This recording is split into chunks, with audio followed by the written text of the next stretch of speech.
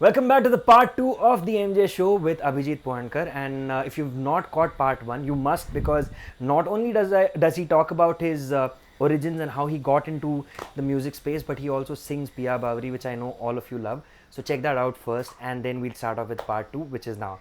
Alright, so Apan, we were talking about Pyaar Bhari. Yeah. And we actually got into the bandishes that are being used by Bollywood. Yeah. Before we go into that, I think a little bit more about Pyaar Bhari, because this, when somebody loves a song, they want to know more and more and more about it. And I know you must have given 100 interviews so far already where you've spoken about Pyaar Bhari and everything. Yes. So tell all of us something about Pyaar Bhari that you think nobody else knows, because you've probably not spoken about it somewhere. The best thing is Pyaar Bhari was composed in 1 hour. Oh wow. In the night, Okay. from 12 a.m. to 1 a.m. Wow. Okay. And I don't know how it happened. It was just something which came, because such compositions do not happen all the time. Correct. It once in a blue moon. Yeah, yeah. Once in so many years. Yeah.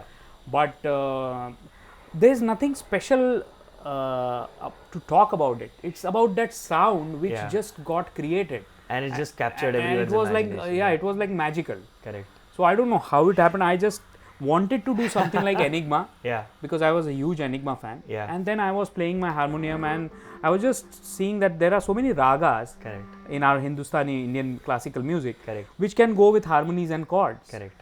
And that's the best part.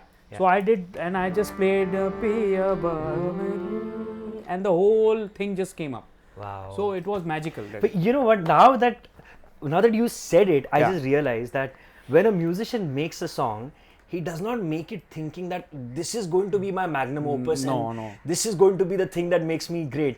And then later on, when the song becomes huge, and you are asked this question, you realize that the answer is generally a very humble answer like this. I was just making a song. Yeah. And it just worked Which is out. which is the Fantastic. truth, All right. So okay. So we were talking about traditional bandishes being used in Bollywood, and you gave a couple of examples. Yeah. You've also used a couple of bandishes in your albums. Yes, Not couple, yes. actually, quite a lot. Many. But I guess, like you said, you've got that whole the family history to back up the to say that, okay, if I'm using this music, if I'm talking about these songs, if Ajay ji is singing these songs, there's a reason for it. Yeah, This is what is your music. Yeah. How do you feel about, like you said, Bollywood using songs, these classical bandishes in songs these days? I think it's fine, but they should also approach people who really have done it Right. first. Right. Like here, me. Right. And it's not about me and things like that, but somebody from a classical background who knows about world music, who Correct. knows what the taste should be, Right. would also be a better option for so many, not only just Bollywood, but so many of the television shows nowadays which have gone big. Right. I would not like to name them Right. in particular, but you know what I'm talking about. Correct. Right. Fusing things nowadays has become big, but there are regions in Asia where Yeah. people have been doing the same kind of concepts across the borders in Pakistan, and Correct. but I think their music is much more amazing than Yeah. us. Reason is because they use their legends very beautifully. Right. We don't. In the whole thing of looking young, Right. we call people who may necessarily not be very good singers, Correct. but who look good. Right. Who look good. You got the But face for it. in Pakistan, probably it's not about the looks at all. It's about the whole mitti ki khushbu. Right. And mitti ki khushbu also always works. Believe me. Correct. It's only the raw element Yeah. which works. हमेशा हम कहते हैं कि अरे यार उसमें क्या गाता है वो, पंजाब का फ्लेवर है उसमें. Correct. फ्लेवर का क्या मतलब है? It's मिट्टी. Correct. A Maharashtrian guy cannot sing like a Punjabi person. True. In the same way, a Punjabi cannot sing like the Warkaris. Correct. Warkaris were never exposed Yeah.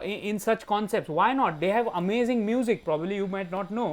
And now don't copy this, okay? Because the moment I tell something or I compose something, it's being copied everywhere. So always remember that I have said this first. Copyrighted right now for Abhijit Pohankar on the MJ show. Okay, so that's it. If we see this idea taken anywhere, we will reference this episode, Yeah. this show, and say, see, this was talked about here first. Completely. Yeah. So coming back to the point, the Warkaris in Maharashtra have got great music. Yeah. But why don't we see a Maharashtrian ever Yeah. perform on international stages? That's another question, Yeah. Yeah. And then people say, oh, Marathi, probably it's not, because the whole image created by Marathi music or what, I don't know. I'm myself in search of that. So it's about the mitti ki khushbu. Yeah. If you go to Bengal and if you use a baul singer, it's going to sound nice. Yep. But if I sing baul, it may not sound nice because I don't have that mitti. Correct. But if I sing a Marathi or a bandish, because bandish is in my blood, It's in your blood. Yeah. it will sound better. Or thumri is in my blood. Yep. So it's all about blood and the culture and so much Yeah. more. And I think people don't give it enough importance, which is not right, because genuinely what you are saying makes a lot of sense to me. That when you want to listen to, say, opera, going abroad, you want to listen to people who've trained, who've spent years, for whom this is like a family tradition or whatever, or who've spent years and years and years understanding and sort of really internalizing it. You can't just take a kid and who says, oh, I love listening to an opera singer and now I've started singing like that. It can't work like that. And one more thing, Mihir, what I've been seeing since last 3-4 years is nowadays it's much about the sound and not about the music.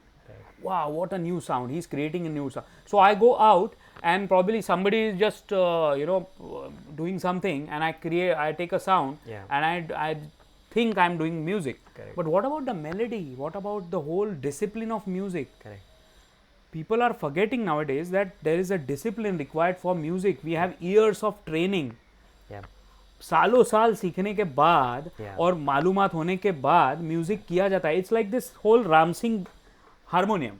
Right. Now if you go to any ghazal singer, he will know the value of this. Right. This is a vintage harmonium created by D.S. Ram Singh, and only 72 harmoniums were made ever. Okay. Out of which one is with me. Wow. Nowadays you don't get it, and even if you pay 4 lakh rupees to somebody, he will say it's priceless. Yeah. Now what is this? This is just a heritage and vintage material which we need to keep with us, and that's what music is about. But nowadays I'm seeing that everyone is getting into music. Correct. See, there is one thing called as instinct. Yeah. Okay. Yeah. Music comes only with 2 things. One, it is in your blood. Second, it is God gifted. Correct. You cannot learn music. Correct. Learning is only when you have it. Right. And then you learn and make it big. Yeah. So the whole point is that nowadays it's all about just creating a sound. Correct. But I still believe that it's only the tunes, Correct. the music which hits you. And which will stay. Yeah, which will stay. Yeah.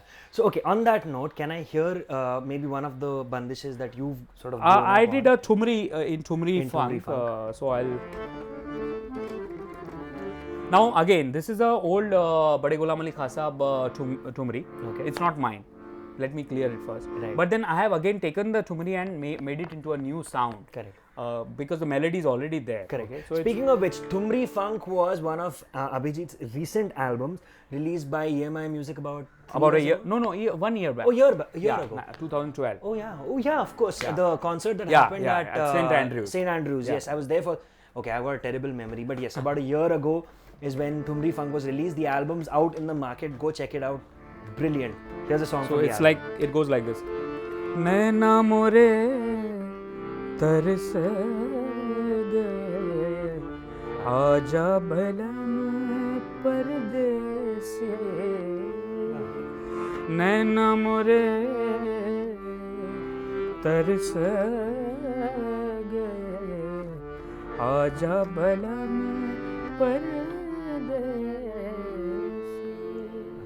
Now for thumri, there is a certain element which is required in your blood. It's the thumri. Right. It cannot be sung like a Bollywood song, or it cannot be sung like a Marathi song. Correct. That's why you won't find many Maharashtrians singing thumri, except my father. Right. Only my father is one Maharashtrian who sings thumri. Because why? Thumri is not from Maharashtra. Right. It's from UP. It's from MP. It's from Punjab. Right. So again, the mitti ki khushbu. Correct. So that's how it is. It's fun. Oh, fantastic stuff. All right, great thoughts that have been given to you. Think about them. If you're getting into music, figure out why you want to be doing what you're doing and spend a lot of time getting good at it. In fact, I'll tell you what, when I got here, I could hear strains of music from another room in his house, because he was sitting and he's been at it for years. Okay, he was sitting and rehearsing. Unka riyaz chal raha tha when I got here, and then he came out and he met me. So You got to keep doing that, right? Keep doing Completely. that. Work at your music. Yeah. Practice, practice, practice, and then get ready to take it out there. Lots more with Abhijit Pohankar, and that's going to happen in part 3 of the MJ show. Don't miss it.